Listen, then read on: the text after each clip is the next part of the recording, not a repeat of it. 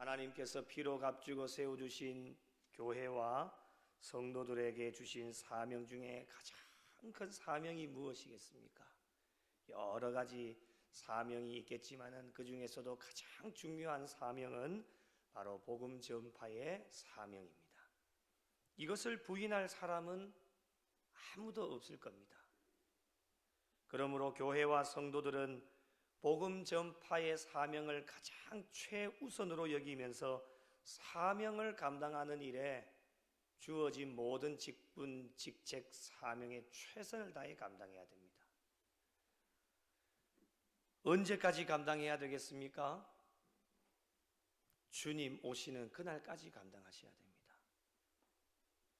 어느 한순간만 반짝하는 것이 아니라 총동원 주일에만 잠깐 관심을 기울이는 것이 아니라 날마다 준비하고 우리가 만나는 모든 사람들에게 여러 가지 방법을 동원하여서 주의 말씀을 전하고 또한 삶으로 예수 믿는 자로서의 가장 모범되어진 삶으로 죽어가는 영혼들에게 관심을 가지고 그들을 주님께로 인도하는 일에 최선을 다해 달려가는 것이 저와 여러분에게 주어진 사명을 감당하는 겁니다.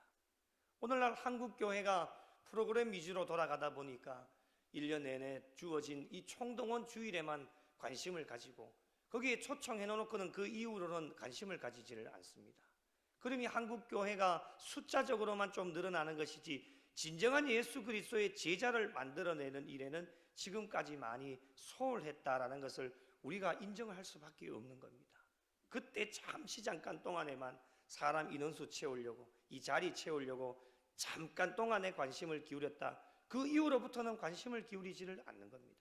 정말 오리지널 전도는 그 영혼을 초청해서 그 영혼이 예수를 믿고 세례를 받고 직분을 받고 천국 백성 되어져서 우리와 함께 손을 잡고 하나님의 사역을 감당하는 것. 그래서 하나님은 한 영혼이 돌아올 때에 하늘나라에서 잔치가 준비가 되어지고 하나님이 춤추신다라고 말씀하시지 않습니까? 잠깐 동안에는 관심을 가지지만은 우리가 정말 관심 가져야 될 것은 주님 앞에 가는 그날까지 우리도 천국 가야 되겠지만 그 영혼도 함께 손을 잡고 천국을 가야 하기 때문에 한순간에만 관심을 가지는 것이 아니라 계속해서 날마다 준비하고 죽어가는 영혼들에게 관심을 가져야 되는 것이 하나님께서 저와 여러분에게 주신 사명입니다. 이렇게 복음 전파 사명을 감당하면서 달려가다 보면 제가 늘 강조하는 거지만 필연적으로 다가오는 것이 바로 고난과 어려움입니다. 이럴 때 어떻게 해야 될 것인가? 여러분 뭐 더 생각할 필요 없이 세상의 방법을 찾아서는 아무것도 해결할 수 있는 방법이 없기 때문에 예수님을 생각하시면 됩니다. 예수님이시라면 이럴 때 어떻게 하셨을까? 우리가 왜 예수님을 생각해야 됩니까? 예수님께 주어진 가장 중요한 사명도 복음 전파의 사명이셨고 이 사명을 감당하시다가 여러분 아시다시피 예수님도 얼마나 많은 고난과 어려움을 당하셨습니까? 이 고난과 어려움을 당하시면서 예수님은 어떻게 하셨느냐? 믿음으로 잘 통과하셨고 그렇기 때문에 우리는 예수님께서는 우리 신앙인들에게 가장 최고의 멘토가 되어주시기 때문에 이 세상 가운데 살아가면서 복음 전파의 사명을 감당하다가 받는 고난과 어려움도 이 세상 사람들과 이야기 나누어 봤자 답이 없습니다. 그래서 우리는 주님께 아뢰게 되어지죠. 주님 앞에 말씀드리고 주님 앞에 기도하면은 주님께서 우리의 삶의 최고의 멘토가 되어주셔서 주님이 어떻게 극복하셨는지를 말씀을 통해서 저와 여러분에게 알려주시기 때문에 모든 것이 해결이 되어질 수 있습니다. 먼저 예수님께서 어떻게 복음을 전파하셨는지 오늘 말씀에 잘 나타납니다. 예수님의 사역은 해질 무렵까지 계속되어지는데 그 이유가 무엇입니까? 40절 말씀을 보시면 사람들이 온갖 병자들을 데리고 예수님께로 나옵니다. 예수님은 퇴근 시간이 없으신가 봅니다.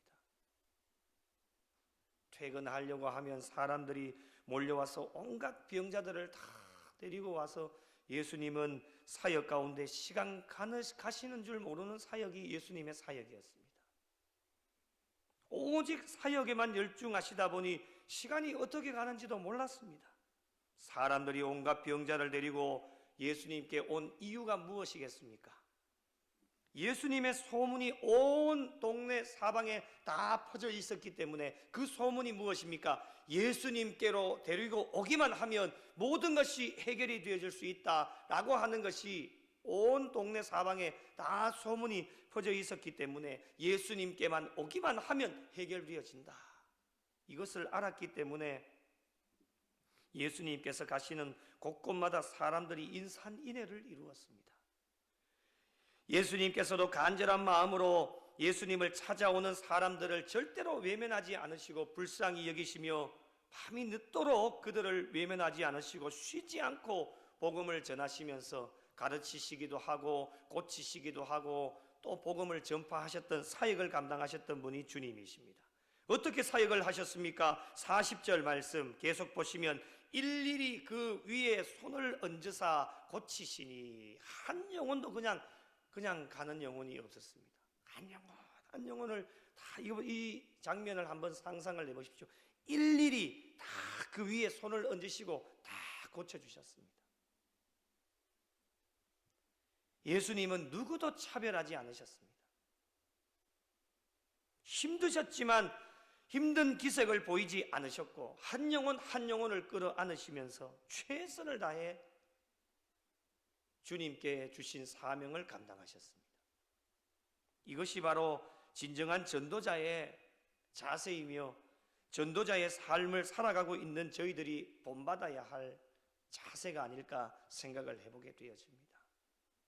계속해서 42절을 보시면 날이 밝음에 예수께서 나오사 한적한 곳에 가시니 라고 말씀을 합니다. 추측해보건대 예수님께서는 날이 어두워지고 이제 잠깐 쉬시다가 또 일어나셔서 다시 기도하러 가셨습니다. 마가복음 1장 35절에 이런 말씀이 있죠. 새벽 아직도 밝기 전에 예수께서 일어나 나가 한적한 곳으로 가서 거기서 무엇 하셨습니까? 기도하셨습니다. 예수님의 사역을 보면 얼마나 많이 피곤하셨겠습니까? 여러분 상상을 해보십시오. 사람들이 인산인해를 이루었습니다.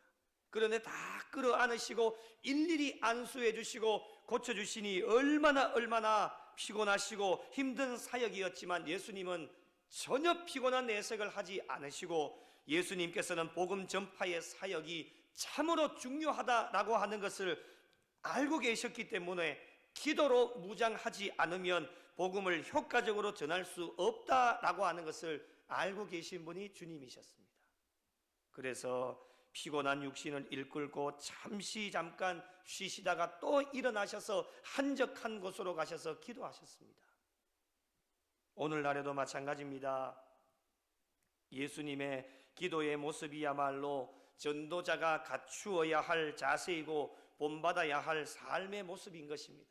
우리가 작정한 영혼들 이름을 다 적어내고 그 영혼들 위해 기도하지 않으면 아무것도 할 수 없습니다. 왜 일시백천 운동을 합니까? 일시백천 중에 가장 중요한 게 천입니다. 만나는 것 거부할 수도 있습니다. 전화를 하면 문자를 회신을 안 할 수도 있습니다. 그런데 가장 중요한 것은 무엇이냐? 그 영혼의 이름을 부르면서 하나님 앞에 기도하는 일. 전도자에게 가장 중요한 것이 기도였습니다. 예수님이 능력이 없으십니까? 모든 것을 다 가지고 계시는 주님도 모든 사역을 마치시고 잠깐 쉬시고 또 깨어 일어나셔서 한적한 곳으로 가셔서 기도하셨던 이유는 복음 전파 사역에 영적으로 무장하지 않으면 복음을 전하는 것이 효과적으로 잘 전할 수 없다라고 하는 것을 주님이 아셨기 때문에 기도하신 거예요. 예수님도 기도하시는데 저와 여러분은 어떻습니까? 이름 적어내고 그냥 그걸로 끝입니다. 이름 적어내지 않은 분들도 계십니다. 지금 기도하고 계시겠지요? 적어내었으면 기도해야 될 것 아닙니까? 우리가 예수님보다도 더 탁월합니까? 우리가 예수님보다도 더 능력이 많습니까? 한없이 부족하고 연약하기 때문에 뒤에도 말씀드릴 거지만 우리가 할 수 있는 일은 아무것도 없습니다. 기도 외에는 다른 것이 없습니다. 그래서 하나님 앞에 기도하는 겁니다. 우리가 무슨 유창하게 복음을 전할 수 있습니까? 저도 잘 모릅니다. 말씀 제가 어떻게 이 성경 66권을 다 알 수 있겠습니까?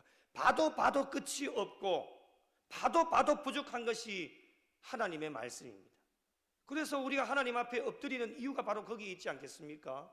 기도해야 된다라고 하는 것입니다. 우리가 평생 주님 앞에 가시는 그날까지 전도자로서의 사명을 감당하게 되어질 텐데 필수적으로 갖추어야 될 자세가 바로 예수님의 삶을 본받으며 따라가는 것, 기도하는 일 외에는 다른 것이 없습니다. 오늘날 저희에게 주어진 사명도 예수님께 주어진 사명과 동일하기 때문에 복음을 전파하는 사명, 곧 사람을 낚는 어부가 되게 하시겠다라고 이 시대에 부족하고 연약하지만 제자로 저희들을 부르셔서 사명을 감당하게 하셨는데 가장 중요한 것이 영적으로 무장하는 일입니다. 이 일을 위하여 저와 여러분이 해야 될 일이 무엇입니까? 기도로 엎드리는 겁니다. 복음 전파 사명은 세상의 지식으로 감당하는 것이 아닙니다. 그럼 박사학위 몇 개 가지고 있는 사람이 더 유리할 겁니다. 그러나 그것으로 하는 게 아닙니다. 세상의 이론으로 복음을 전하는 것이 아니다라고 하는 것 저와 여러분 다 알고 있습니다. 세상의 힘으로, 사람의 힘으로 사명을 감당하는 것이 아니기 때문에 우리에게 필요한 것은 영적인 힘이 필요하다. 그러기 위하여는 기도해야 됩니다.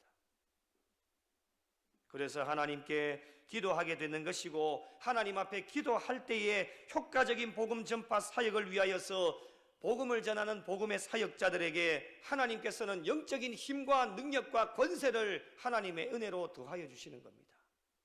여러분, 가만히 있는다고 해서 하나님의 능력이 저와 여러분에게 주어지는 것이 아닙니다. 그럴 것 같으면 다 믿어서 하나님의 능력을 받게요. 영적인 충만함을 얻기 위하여서는 최선의 노력을 다해야 되고, 전도자의 사명을 감당할 수 있으려면 우리 복음 전파로 인해서 하나님 나라가 확장되어지기 위하여서는 기도로 하나님 앞에 엎드려야 됩니다. 예수님께서도 반복되어지는 사역의 삶 속에서 영적으로 충전한 일에 소홀함이 없으셨어요. 정확하게 한적한 곳으로 가셔서 기도로 엎드리셨습니다. 영적인 힘이 아니고서는 사역을 감당할 수 없다라고 하는 것을 주님께서도 알고 계셨습니다. 무리를 찾아서 나설 때도 있으셨지만은 42절 말씀을 보시면 예수님을 떠나지 못하시도록 만류하는 경우도 있었습니다. 사람들이 인산인해를 이루어서 주님 떠나지 마시고 저희들과 함께만 계십시오. 주님과 함께하면 먹을 것도 해결되어져요. 질병도 해결되어져요. 모든 것이 다 해결되어지기 때문에 예수님을 못 떠나게 하는 겁니다. 그런데 여러분, 43절 말씀을 보시면 내가 다른 동네들에서도 하나님의 나라 복음을 전하여야 하기에 예수님은 다른 동네로 들어가셔서 복음을 전해야 됩니다. 예수님의 사명은 복음을 위하여 보내심을 받았기 때문에 여러분, 복음이라고 하는 것은 한 곳에 머물러 있는 것이 아닙니다. 온 천하에 복음이 선포되어져야 하기 때문에 예수님께서는 쉬지 않고 동네 방방곡곡을 돌아다니시면서 하나님 나라 복음의 말씀을 전파하셨던 분이 바로 주님이십니다. 그렇다면 전도자의 삶은 예수님의 삶을 꼭 본받아야 되는데, 전도자들이 본받아야 할 예수님의 사역의 특징이 무엇일까? 오늘 몇 가지 말씀을 통해 함께 은혜를 나누어 보고자 합니다. 첫 번째는 예수님께서는 사명을 확실하게 깨달으신 분이었습니다.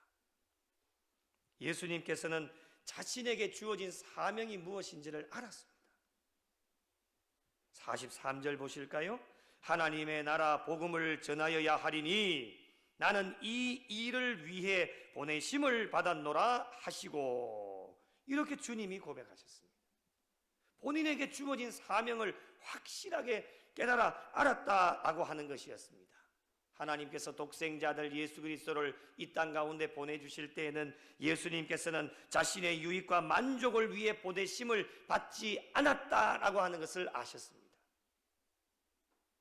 나를 위한 것이 아니라 남을 위해서, 다른 사람을 위해서, 타인을 위해서 보내심을 받았다라고 하는 확실한 사명이 있으셨기 때문에 우리 주님은 힘들고 어려운 상황 속에서도 기쁨으로 그 사명을 감당하셨습니다. 여러분, 십자가의 삶이 무엇입니까? 우리가 십자가의 삶을 산다라고 이야기를 하지 않습니까? 십자가의 삶이 무엇입니까? 십자가는 나를 위해 사는 것이 아닙니다. 십자가의 삶은, 진정한 십자가의 삶은 남을 위해 사는 겁니다. 타인을 위해 사는 겁니다.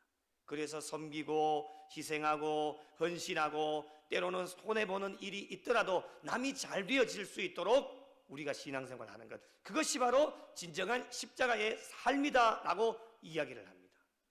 우리가 입술로는 십자가의 삶을 산다라고 많이들 이야기를 합니다. 그런데 그들의 삶을 보면 종교를 등에 업고 자기의 유익과 만족을 위하여서 종교를 이용하는 신앙인들이 얼마나 많이 있는지 모릅니다. 그것은 진정 십자가의 삶이 아닙니다. 십자가의 삶은 나의 유익과 만족을 위해 살아가는 것이 아니라 예수님도 그렇게 사셨기 때문에 자신의 유익과 만족을 위해 사시지 않았습니다. 오직 온 인류를 위하여 십자가를 지셨습니다. 남을 위하여, 타인을 위하여 그렇게 사셨던 분이 주님이시기에 예수님의 삶을 본받고 따라간다면 저희들의 삶 또한 타인 중심으로 남을 위해 살아갈 수 있는 신앙의 삶이 되어야 됩니다. 오늘 저희들의 삶도 마찬가지죠. 저희들에게 주어진 사명이 무엇인지를 확실하게 깨닫는 것, 그것이 참 중요합니다. 사명을 알고 사역을 감당하는 것과 알지 못하고 감당하는 것은 차이가 어떻게 설명할 수가 없습니다. 차이가 엄청나게 납니다. 사명을 알고 감당하는 사람은 어떠한 어려움과 고난이 찾아와도 기쁨으로 그 사명을 감당합니다. 그런데 사명을 확실하게 알지 못하고 사역을 감당하게 되어지면 기쁨으로 사역을 감당할 수가 없습니다. 잠시 동안에는 기쁨으로 하다가도 불평과 원망이 찾아오게 되어지고 자신의 유익과 만족을 위해 일하다 보면 그 만족이 채워지지 않으면 그 동시에 원망과 불평으로 바뀌어지게 되어져서 하나님의 영광을 가리워지게 되어집니다. 그러므로 오늘도 저희들에게 주어진 사명, 가장 1번의 사명은 복음 전파의 사명이다 라고 하는 것을 오늘 이 밤에 확실하게 깨달으셔서 남은 여생도 주님 앞에 가시는 그날까지 복음 전파 사역에 어떠한 고난과 어려움이 찾아오셔도 기쁨으로 하나님 주신 사명 잘 감당하셔서 하나님께 영광이 되어지고 하나님을 기쁘시게 해드리실 수 있는 우리 교회와 성도들의 모든 삶이 되시기를 예수님의 이름으로 축복합니다. 두 번째로 예수님께서는 항상 깨어 기도하는 삶이셨습니다. 전도자의 자세, 예수님의 삶을 본받고 따라가는 사람으로 가장 중요한 것은 예수님께서는 항상 기도하는 삶이셨기 때문에 저와 여러분 또한 기도의 삶을 본받아야 됩니다. 예수님께서 제자들에게 늘 강조했던 말씀이 무엇입니까? 얘들아, 잠들지 말고 정신을 차리고 깨어 기도해라. 늘 강조해 주셨습니다. 잠을 주무시지 말란 이야기가 아니죠. 예수님께서는 하루에 많은 일과를 마치시고 엄청나게 피곤하셨지만 정해진 기도의 시간에 항상 기도하셨습니다. 여러분, 우리가 주님보다 더 많이 사역합니까? 더 많이 피곤하십니까? 오늘 하루도 애쓰고 수고 많이 하셨죠. 많이 피곤하시죠. 그 육신을 이끌고 오늘도 이 밤에 달려 나오셨는데 예수님의 삶과 비교를 해보면 우리가 그렇게 많이 수고하고 애를 쓰지 않았을 겁니다. 예수님은 얼마나 많이 수고하고 애를 쓰셨는지, 그렇게 피곤하고 힘들고 어려우셨지만 잠깐 쉬시다가 정해진 시간에 항상 기도하셨다라고 하는 것, 여러분, 이것이 예수님께서 복음 전파 사역을 힘있게 감당할 수 있는 힘이셨습니다. 영적인 힘이 바로 기도에서 나왔다라고 하는 것입니다. 전도자의 삶을 살아가는 저희들이 본받아야 할 점이 바로 이것입니다. 여러분 스스로에게 질문을 한번 던져보십시오. 여러분, 정해진 기도의 시간이 있으십니까? 정해진 기도의 시간이 있냐고요? 밥은 삼시세끼 꼬박꼬박 정해진 시간에 다 챙겨 드시면서, 정해진 기도의 시간이 없다. 여러분 스스로 한번 반성해 보십시오. 진짜 회개하셔야 됩니다. 우리 밥은 삼시세끼 몇 끼 챙겨 드시는 분도 계시죠. 꼬박꼬박 얼마나 잘 챙겨 드십니까? 또 약도 정해진 시간에 5분도 안 어기십니다. 정확하게 드시는 약이 있으시면은 정확하게 약도 정확하게 드십니다. 그런데 기도는요? 여러분 스스로가 한번 질문을 던져보십시오. 정해진 기도의 시간이 있으십니까? 이런 말씀드려 죄송하지만 기분 내키는 대로 하는 분들이 참 많습니다. 하고 싶으면 하고 하기 싫으면 안 하고 예수님의 삶을 본받고 따라가는 전도자의 삶을 살아가는 우리에게 가장 필요한 자세는 여러분 시간이 그렇게 중요한 게 아닙니다.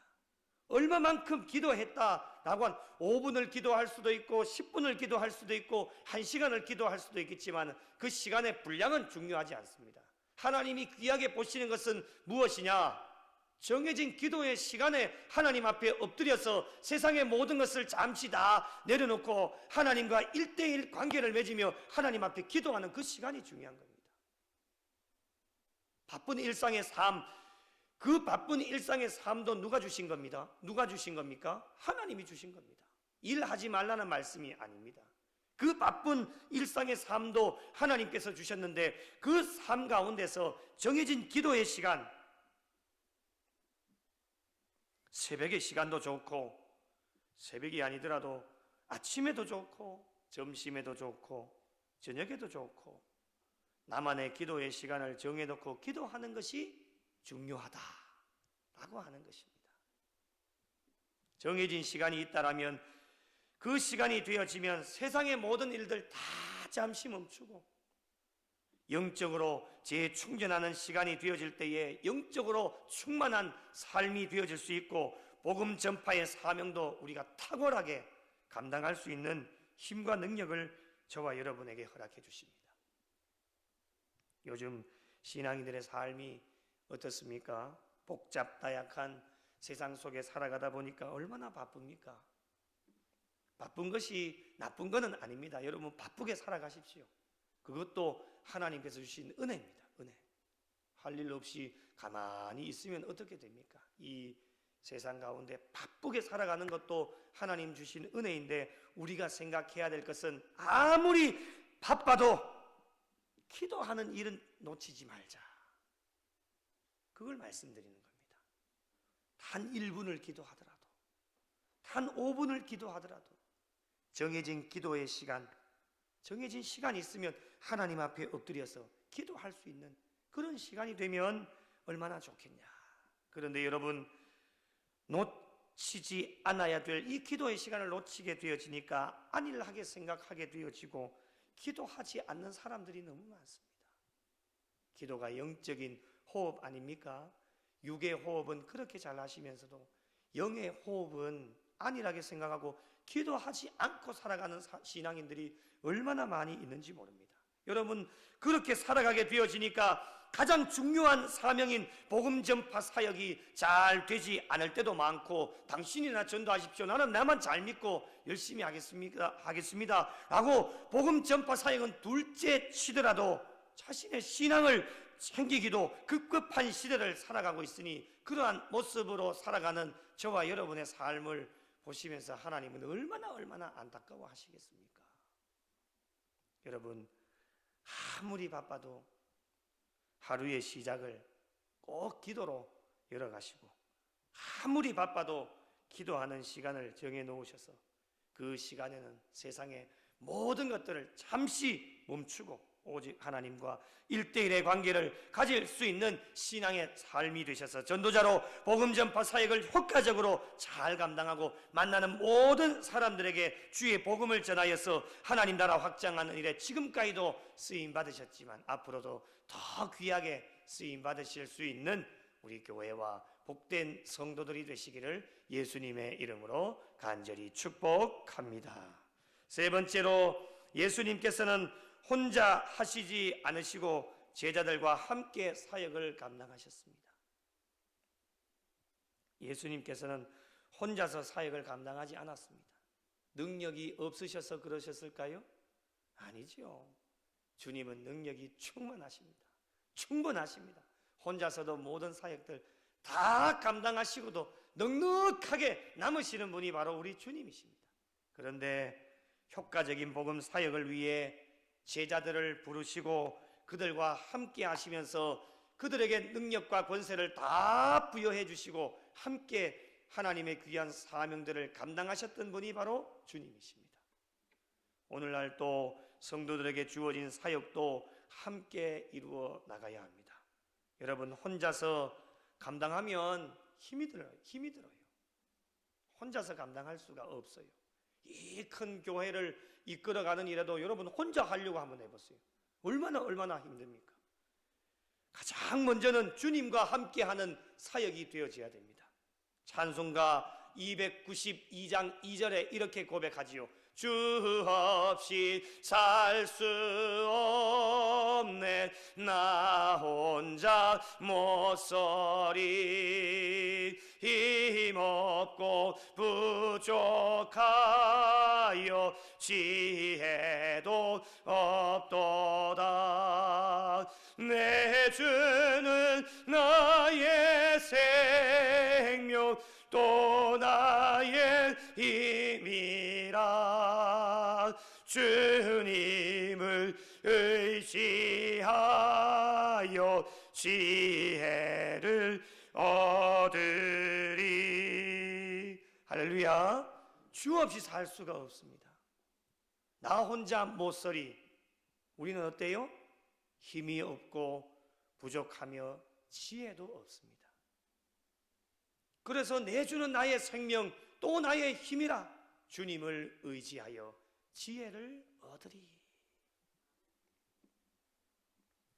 혼자서는 아무것도 할 수가 없습니다. 힘도 없고 지혜도 부족합니다. 그러기에 모든 것을 가지고 계시고 공급해 주시는 주님과 함께 해야 된다라고 하는 것. 여러분, 주님과 함께 할 때 저와 여러분의 고백이 어떻습니까? 시편 23편 1절 같이 한번 읽어보실까요? 시작. 여호와는 나의 목자시니 내게 부족함이 없으리로다. 아멘. 할렐루야. 주님과 함께하면 부족함이 없습니다. 왜 그렇습니까? 주님은 모든 것을 다 가지고 계시는 분이기 때문에 날마다 넉넉하게 채워주시는데 쓰고도 남음이 넘치도록 은혜와 복을 저와 여러분에게 부어주십니다. 그리고 함께 신앙생활하는 성도들과 함께 일할 때의 효과는 2배, 3배 그 이상의 효과를 낼 수가 있습니다. 그래서 귀한 동역자들을 저와 여러분에게 붙여주시는 겁니다. 우리 교회가 얼마나 부족합니까? 그리고 얼마나 이 시대에 해야 될 일들이 많습니까? 그 일들을 위하여 저와 여러분이 부족하니까 또 귀한 영혼들을 붙여주셔서 그분에게 맞는 달란트와 사역이 있기 때문에 그분에게 주어진 달란트와 사역이 우리 교회에게 맞을 것 같아서 하나님께서는 저와 여러분을 통해서 보내주시는 겁니다. 어떻게 맞이해야 됩니까? 한 가족으로 맞이해야 됩니다. 지금까지 저와 여러분이 한 사역들도 있지만 앞으로 변화무쌍한 시대에 엄청나게 많은 것들이 변화되어지는데 그 일들을 감당하는 일에 저와 여러분은 부족하기 때문에 그 일들을 감당하기에 가장 딱 알맞는 한 가족을 지금도 예비하고 준비하여 주셔서 우리가 꿈을 꾸고 우리가 계획하고 우리가 이루어 나가려고 많은 것들을 준비할 때 거기에 맞는 하나님의 귀한 한 가족들을 하나님께서는 보내어 주시는 겁니다. 그래서 우리가 잘 맞이하고 손에 손을 잡고 저 천성을 향하여 달려가면 이 교회를 통하여서 하나님의 놀라운 역사와 변화가 일어날 수 있도록 구미 영락교회의 역사가 바뀌어질 수 있도록 하나님께서는 함께할 귀한 동역자를 붙여주십니다. 여러분, 이런 말이 있습니다. 빨리 가려면 혼자 가고 멀리 가려면 함께 가라. 참 좋은 말 아닙니까? 빨리 가려면 혼자 가십시오. 멀리 가려면 함께 손을 잡고 가야 됩니다. 여러분, 나그네의 인생길 가야 할 길이 뭡니다. 초급하게 서두르지 마시고 하나님께서 귀한 동역자들을 붙여주시고 한가족들을 붙여주셔서 우리 모든 성도들이 영유아 유치부에서부터 장년에 이르기까지 모든 분들이 함께 손을 잡고 모두에게 귀한 사명을 허락해 주셨기 때문에 함께 손잡고 달려가면 머나먼 길이라 할지라도 어떠한 고난과 어려움이 찾아와도 함께하는 동역자가 있으면 절대로 두려워하거나 염려하지 않습니다. 여러분, 어린 아이가 그 캄캄한 골목길을 걸어갈 때에 자기 혼자 걸어간다고 한번 생각해 보십시오. 한 발자국도 못 나갈 겁니다. 캄캄한 어두움에 누가 나타날지도 모르고 어떤 동물이 나타날지 몰라서 한 발자국도 뗄 수 없지만 그 옆에 부모가 있다고 생각해 보십시오. 손을 잡아주면 아무런 걱정과 염려 없이 그 골목길을 갈 수 있습니다. 바로 우리 주님이 저와 여러분에게 그러한 역할을 해주시고 주님뿐만이 아니라 귀한 동역자들을 붙여주셔서 함께 손잡고 가면 이 세상에 어떠한 어려운 일들이 찾아와도 주님의 은혜로 모든 것이 다 해결되고 우리 성도들이 한 마음으로 함께 손을 잡고 가면 옆에 있는 성도가 어떤 어려움을 당해도 우리 모두가 하나가 되면 거뜬하게 해결할 수가 있습니다. 그것이 바로 하나님의 은혜입니다. 함께 손잡고 달려가면 하나님 나라가 확장되어지고 하나님께 영광을 올려드릴 수 있습니다. 사랑하는 성도 여러분, 오늘 또 하나님은 일하고 계십니다. 온 천하 모든 곳에 복음이 전파되어지도록 하나님께서는 일하고 계십니다. 저희들은 가만히 있다 해도 하나님은 가만히 있지 않으시고 지금도 여전히 일하고 계십니다. 전도자의 삶을 살아가는 자들을 사용하셔서 복음을 오늘 또 전하게 하십니다. 하나님께 쓰임받을 수 있는 전도자들이 될 수 있도록 예수님의 삶을 본받는 자로 저와 여러분에게 주어진 사명을 확실하게 깨달으셔서 항상 깨어 기도하고 주님과 함께 모든 성도들과 함께 동행하는 자들이 되셔서 남은 여생도 주님 앞에 가시는 그날까지 복음 전파의 사명을 잘 감당하셔서 하나님 나라 확장하는 일에 지금까지도 쓰임 받으셨지만 앞으로 남은 여생도 더 귀하게 쓰임 받으셔서 하나님께 영광이 되어지고 하나님을 기쁘시게 해드리실 수 있는 우리 구미영락교회와 속하여진 모든 전도자들이 되시기를 예수님의 이름으로 간절히 축원합니다.